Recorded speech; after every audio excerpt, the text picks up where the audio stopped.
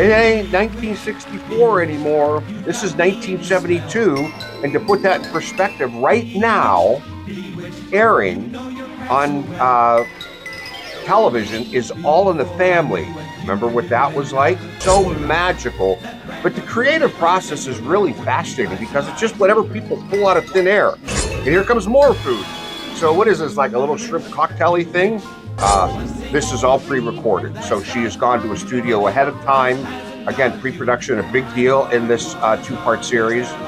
And she recorded this with the instrument track was laid down. She showed up, she came and she sang her part. Then they master it, which, you know, doesn't happen quickly. And then they send the tape, the DAT tape, I've talked about that before, to the studio, and they play it back while she's sitting there and they're filming and she's lip syncing. They do a lot of retrospectives. Sometimes it can be as much as 10 seconds. This one just goes on and on and on. Bewitched, you've got me in your spell. Let's chat about Bewitched. We're doing part 2 of Samantha being zapped back to the court of King Henry VIII by an evil witch. And I gotta do correction right off the top, as they often have to do in the news. Last time, because we did part 1 right before this, I thought I said the 1400s for King Henry VIII. It's actually the 1500s. My bad. So she's being sent back to the 16th century. I talked about, interestingly, last time, how they had to go back and loop it because Agnes said the wrong date. I'm sure it could have been her fault, but my guess it was the script's fault. And they had to go back and re-loop it to say the right date because they were, what she said on film was originally, Samantha would have been zapped back to when King Henry VIII would have already been married to his 6th wife. And they're trying to zap her back in between wife 5 and wife 6 so that King Henry VIII wants to marry her. Now, this retrospective, as it's called, you know, when they say previously on Bewitched, is really long. If you go watch this episode, or you're just watching it with me here, again, I'm seeing there what you're seeing here. They do a lot of retrospectives. Sometimes it can be as much as 10 seconds. This one just goes on and on and on. But, you know, I've mentioned this before. When you do episodic television, to this day, you have to produce a program down to the second. So the network will say, now back then they didn't have a lot of commercials. So let's say back then we need something that runs 28 minutes and 15 seconds. Well, today it would probably be like 22 minutes and 30 seconds. You have to go down to the second. So when we talk about the retro, see her singing there? She's going to sing again, which is kind of cool. This is the retrospective. She did all this has happened in the previous episode. That I talk about that painting and all that stuff. So the great thing about having a retrospective is you can make it as short or as long as you want and fill as much time as you want. And they may have wanted to just fill a lot of time because, again, they're shooting 2 episodes at once here. So here they're on location somewhere, a museum, a city hall, or somewhere where they've hung paintings, and they're shooting all that at the same time. Then they go to the back lot and they shoot all the back alley stuff at the same time. Then they go to the Flying Nun set and shoot all that at the same time. So again, if you weren't here last time or you forget, that back alley right there is right behind the Bewitched house on Warner Ranch that exists no more, sadly. So within 60 seconds, you could be at the front of the Bewitched house. Again, they use that for when they shrunk Dick York as the homeless guy, Darrin kind of thing. Remember, he was in a tin can. They used it for when someone turned Mrs. Stevens into a cat, probably Serena. I don't remember, but it always was. And she was running through back alleys looking through it. They use that back alley a lot. But again, it's right there on Warner Ranch. Okay, so there's the retrospective. That was a long one. All right, let me give you the stats on this episode, okay, while we roll the opening credits. So they shot both at the same time in June 1971. This one aired September 22nd, 1971, of course, the week following, right after the last one. Both were directed by Bill Asher. Both were written by Ed Jurist. So, but check this out. So this is Season 8, Episode 2. And just put this in your pipe and smoke it. This is the 230th episode of Bewitched. Can you imagine? Now, again, for all intents and purposes, Liz is done. she just doesn't want to go on. There's problems in her marriage. There's philanderings going on behind the scenes, to say what both of you say, probably from both Bill and Liz. Okay, so now she's going to sing again, which is really cool. A whole other song. Now, Rent, if you weren't here last time, this is all pre-recorded. So she has gone to a studio ahead of time. Again, pre-production, a big deal in this two-part series. And she recorded this with the instrument track was laid down. She showed up. She came and she sang her part. Then they master it, which, doesn't happen quickly. And then they send the tape, the DAT tape. I've talked about that before, to the studio, and they play it back while she's sitting there and they're filming and she's lip syncing. All right. So it's already been pre-recorded and she's singing. But very interesting how, Liz sang a lot in this. She sang as Serena several times, sang as Samantha. Did she sing in the Southern Belle episode? Why do I think she did? I remember her sitting there knitting. Was she ever at a piano? I don't remember. All right, so now this is again called the Flying Nun set on the back lot of Warner Ranch. Darrin has been zapped back there. We're now on part 2 by and Dora. I'm looking because I think I've told you, you really never really eat on camera. Like when people are sitting in restaurants and stuff, they're either pretending or they're putting little tiny little pieces in their mouth. Like, it always bugs me when I watch movies or things and they're holding cups of coffee and they're drinking and clearly the cup is empty. There's nothing in there. I talked about this before, but so why is that? Why aren't people really eating and why aren't people really drinking? It's not just because it's gross. No one wants to see when people are delivering their lines, food flopping around in their mouth. But you could get it on your wardrobe or your costume. So let's say the scene you're supposed to be drinking coffee, or let's just say wine, and it's really grape juice. If someone bumps you, I mean, people spill stuff all the time. If someone bumps you and it spills all over your wardrobe, like in this case, a lot of times they have 2 of everything, or 3 or 4 or 5, but not here. They're renting costumes. So if someone's drinking a glass of wine and spills it, this has happened to me before on something. It was coffee. And we weren't even shooting. I think I've told you before, when you're on a set, you're not really, in between takes, you're not really allowed, unless they put a bib on you or a plastic thing or something. Like if you're on the set, I'm really thirsty, I need something to drink, I need even water. The makeup person usually will come up to you with the cup and a straw and hold it while you drink. You don't hold the cup yourself, and you certainly don't go like this, because now imagine, let's just say Liz, what she's wearing. If she takes a sip of coffee and someone bumps her arm, or someone drops a light and it spills it all over her, now what? You got to like shut down production while you clean it up, and even then you're not going to really clean it up. But I've seen it happen a million times for whatever reason, and they're trying to clean it, and they've got hair dryers trying to dry it, because all these people standing around are just waiting for your costume to be clean. That's all that to say why, I guess I get it. King Henry VIII there is like really chomping on that turkey breast, which is just plain gross. But you just don't see that usually. And here comes more food. So what is this, like a little shrimp cocktail-y thing? And again, it's probably, I get it. It looks good. There he is. He's really eating. All right, so he sent for the jewels of his past wife. Oh, also, last time I mentioned, to me, one of the cleverest lines in all of Bewitched was said at the end of the last episode when she says, "Your Majesty, your wife expectancy isn't very high. Your wife expectancy isn't very high." That's a really clever line to me, for what it's worth. All right, so let's dig into the episode. All right, so here we are. And Dora has sent Darrin back in time to rescue Samantha. The only way she's going to rescue Samantha is if Samantha kisses her, she'll get her memory back. How do we know that? This is why I'm telling you this. How do we know that? Because Ed Juris just came up with it.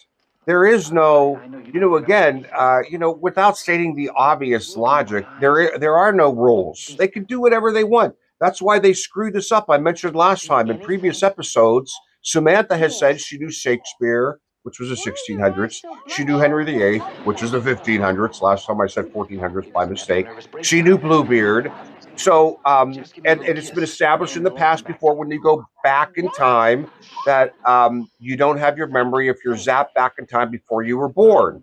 Well, remember, she was even zapped back to Civil War era and still didn't have her memory. So even though there's tons of inconsistencies in the scripts, it's to people who watch it over and over again for 75 years.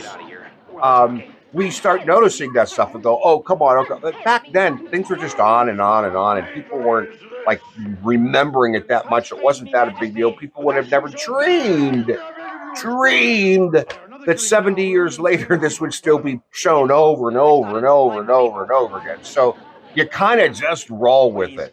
So the reason that Darrin has to kiss Samantha to give her memory back is just because that juror said so. And Dick and Liz and probably primarily Bill read the script and said, yeah. And by the way, this reading the script stuff, a lot of times what happens with that is, they're given a lot of scripts. Script writers are all over Hollywood submitting their work to episodes, hoping they'll be taken up. There's just no way Liz, or in this case specifically Bill, could sit there and read all the scripts that would come in. So typically they go to like an assistant, a production assistant, or somebody who knows Bill well enough to know what he likes, knows Liz well enough to know what she likes, and says, hey, I think you'll like this one. And then she makes a short stack out of the big stack. So a lot of it is luck. The production assistant has to like it, and then eventually maybe someone else has to like it. Maybe they whittle the stack out even more. And then Bill is ultimately handed 3 scripts. They read through them real quick, and they go, oh, this would be fun. Hey, Liz, like, seriously, it would be like this. Bill's like in the living room reading through the scripts. Yeah. Liz is in the kitchen making shrimp cocktail or whatever. Liz, what do you think about doing an episode going back in time of Henry VIII? She pops her head out and says, oh, that would be fun. Is it, do I get out of the studio? Yeah, we can shoot a lot of it on Warner Ranch. Okay, let's do it. That sounds fun. Hey, do you think I could sing in this one? Yeah, if you want to sing, I'll give Ed a call and tell him to put some songs in it. Yeah, that would be fun. I mean, just to mix it up a little bit. Okay, like, dude, that's really how it happens. Again, we watch the finished product, which is so magical. But the creative process is really fascinating because it's just whatever people pull out of thin air. I haven't written a lot of scripts, but I've written some scripts that have been on national TV. And it's not my thing. I don't like to write. But you want to talk about a buzz? To me, one of the biggest buzzes out there is when you write, you're sitting in your whatever on your dining room table and you're writing things, and then a couple months or a year later, it's like it's happened, and everything that was in your head is now like in really 2 dimensions, but 3 dimensions if you're sitting there watching it. It's a mind blow. It's really incredible. So it's just someone's idea. Okay, back to the episode. So, at some point, Darrin did what Dora told her. This is a good line too. So, for some reason now, Agnes, and Dora only has the power to get there and get home. She has no magic while she's there. Why? Because that juror said so. That's why. And she just says, and she just tells Darrin, I don't have my powers. I only have the power to get here. And he goes, what are we going to do? She says, I'll just use my noggin. And he goes, oh, great. Now we're in trouble. Good line. So Ed Juris, I think, was pretty good at comedy, throwing in these little things. All right. Did I say I'm still holding this? If you're curious, that guy right there playing the jailer's name is John Mitchum. All right. I already said Ronald Long is playing King Henry VIII, who was also Santa Claus, the ghost, a lot of things. Okay, now she's going to use the magic amulet, the magic omelet that she gave to Darrin, and she's going to hypnotize the jailer, of course, with no powers, just using her,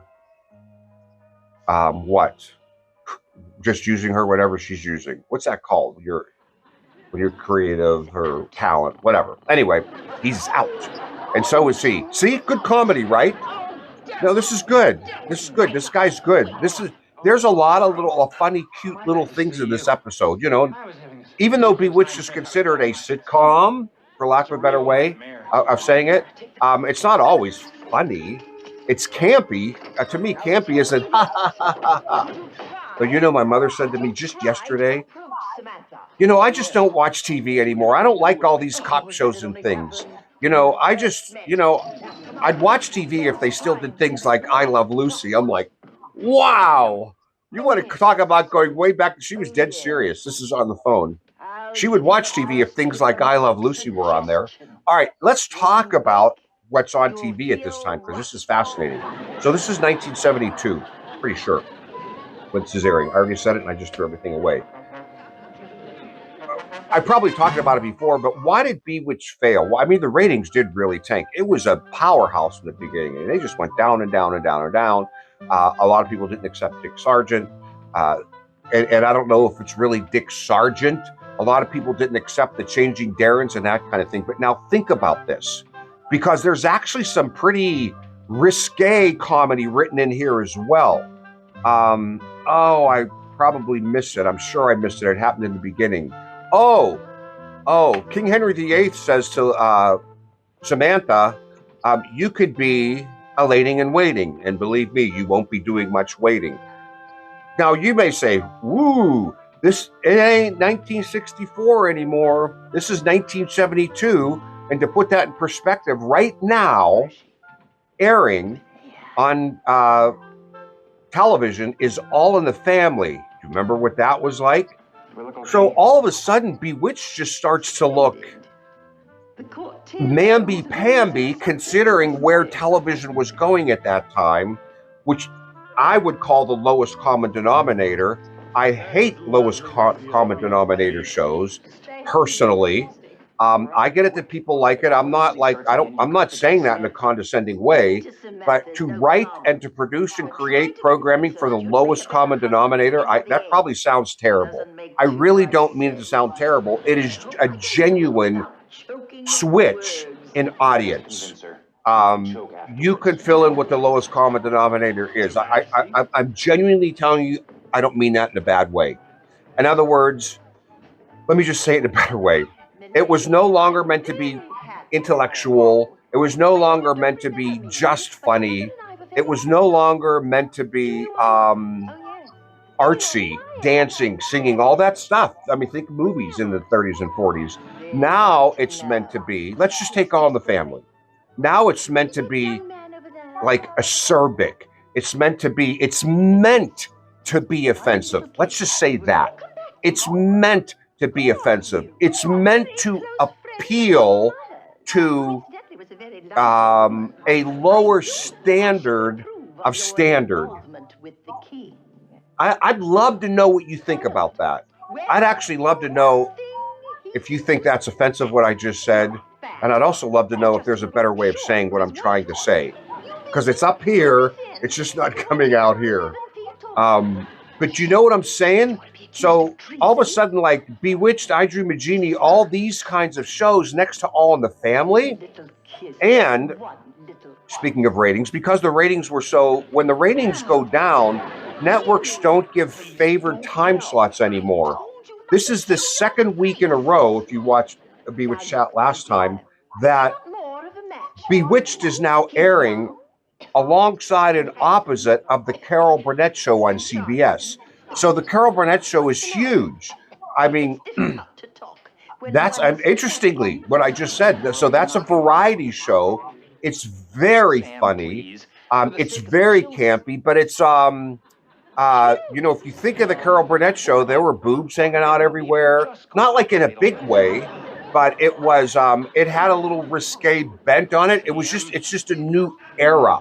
Certainly not like it is in the 2020s, but it no longer was so super conservative. It was kind of meant to be in your face a little bit. Again, and nothing like All in the Family either, but just different. So now Bewitched is airing alongside the Carol Burnett show, and is also in the same era as shows like All in the Family and others like them. And it's just not doing it for people anymore. The ratings are going down. Liz is really burnt out anyway. Her marriage is not doing well anyway. And keep in mind, she's working with her husband every day, every day. Like, some people say you should never do that. I mean, imagine not only living with your spouse, but working with them all day long. Could you do it? I don't think I could. I just don't. I would rather have that separated. So she's done. This is the last season right here, season 8. And I don't know how many episodes do they do. I'm going to say 27, but I'm sure I'm wrong. You guys could look it up very easily. How many they did until she quit before they were done. Didn't even finish up the season. Again, what Bill told me is he literally just got a note from her saying, "I'm done. I'm going to Europe with Richard Michaels, another director." Like literally. Like I don't know if that's ever been published anywhere. I don't know if I ever said that. I don't know if I even should say that. But that's what he told me. She was not very unhappy at this point. Very much into somebody else other than her husband at this point. And like episodes were written, episodes were ready to be shot, probably in pre-production, and she literally, just like someone would do at McDonald's or Wendy's or the office down the street, she literally just one day said, "I quit." Bam! End of story. Of course, there were a million phone calls and a million things going back and forth. How can we have you back? We can do this for you. We can do that for you. We can do this for you. We can do that for you. One thing I don't know is I think someone said they offered to even fire Bill if she would come back and they'll get a new producer and director. Bill didn't tell me that. I don't know if he would. I don't know that that's true. If someone knows that that is true, please leave it in the comments. Again, for your information, I read every single comment. I'm just so behind on replying because, this channel has just really grown a lot and, there could be hundreds of comments in one day. But I read every one of them and what you guys say. But that is something, I don't know if I heard that in a comment or somewhere. That's not official. But that Liz was offered, will you keep doing Bewitched if we give your husband the boot? I don't know. But whatever the real story is, she was done. She was done. She literally left the country just to say, "I'm done." All right, so here we go. So Dick's in a wig. They're all in bad wigs. Like, remember the jesters and all that, the tumblers? They all have bad wigs on. So there's Dick in a wig. They're wrestling. Now, again, they've shot all of this stuff on this set. This is the same set where I'm pretty sure, like, King Henry VIII chased Samantha around and all that stuff.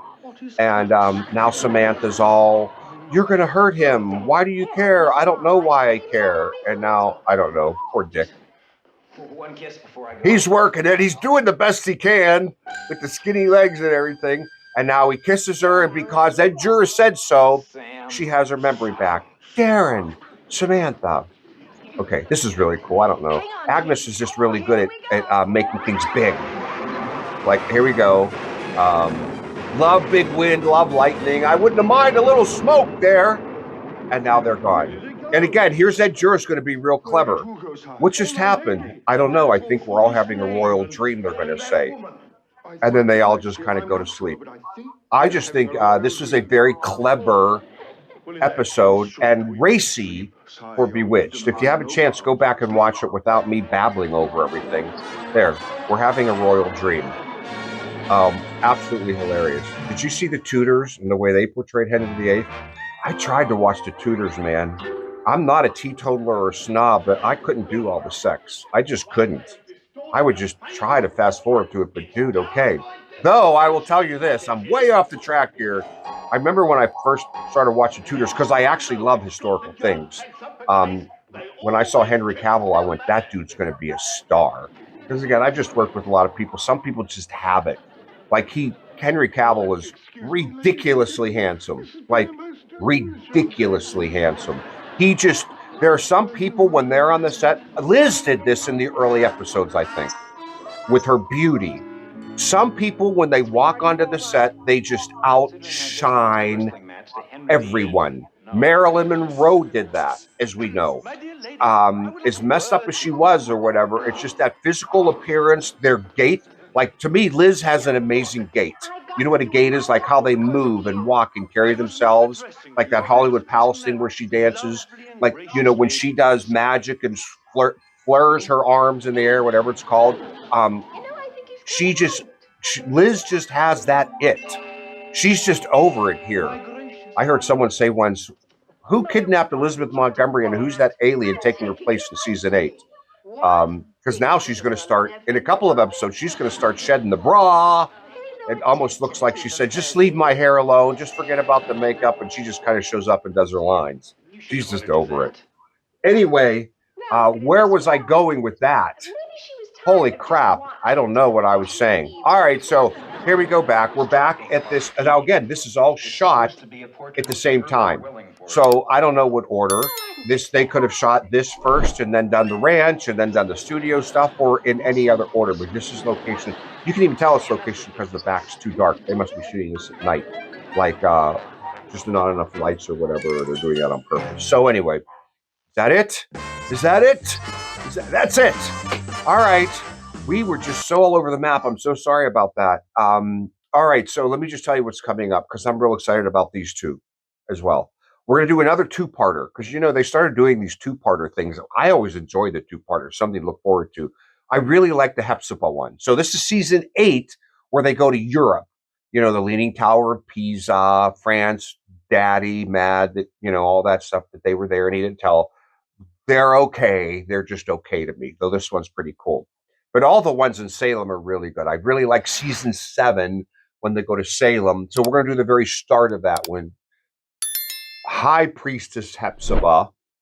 Scripts say Queen Hepzibah. They refer to her as High Priestess Hepzibah. I'll tell you why I think that was a bad thing. Anyway, High Priestess Hepzibah comes, and that's a part 1 and part 2. And then after that, I'm going to do my least favorite episode because I've talked about it before, and some of you want me to. Like, I know a lot of you want me to do the Battle of Burning Oak, and I read all your comments. I'm going to try to get to all of them.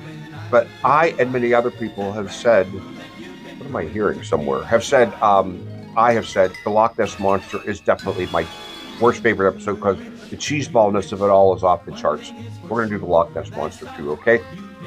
I keep hearing something. So all that's coming up. Sorry, I don't know what's going on. Hope everything's going okay. In the meantime, keep the magic alive, keep the magic in your heart. I'm going to go find out what's going on. See you next time. Bye. I never thought my heart would be